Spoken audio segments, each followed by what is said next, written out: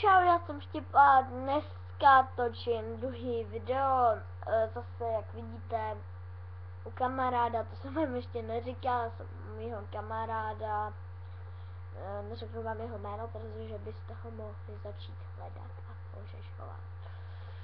A potom by to mohlo dojít až ke vraždě.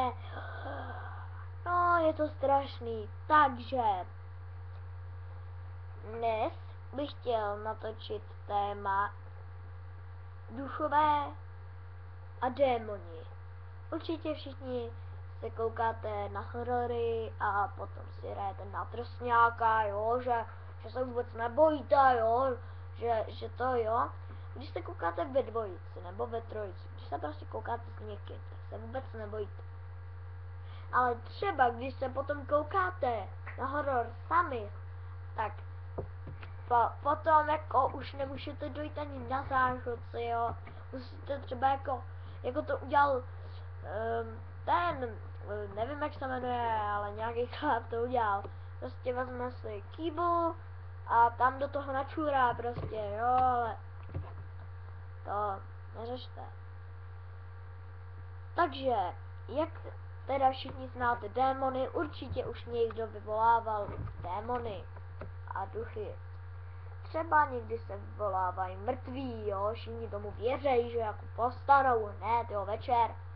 A nebo že prostě když nerozešlete do 10 minut asi 100 lidem nějakou zprávu, tak vás prej v noci přijde zabít nějaký chlap, který prej umřel asi před 12 lety. No věřil by tomu někdo?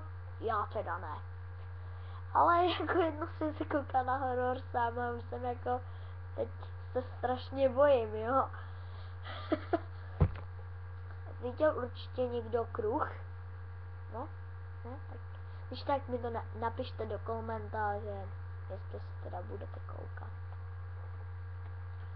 A prosím bych like a odbírat. No, takže mě zaujala jedna věcička.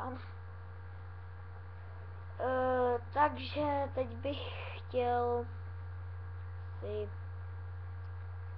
jenom, nebo vám jako jen říct, že prostě ty duchové, jo, mají takový ty, prostě my jsme jednou s kamarádem spali ve stanu a prostě v noci nás přišel vystrašit takový strejda můj. Prostě on si na sebe vzal masku takového strašně hnusného chlapa.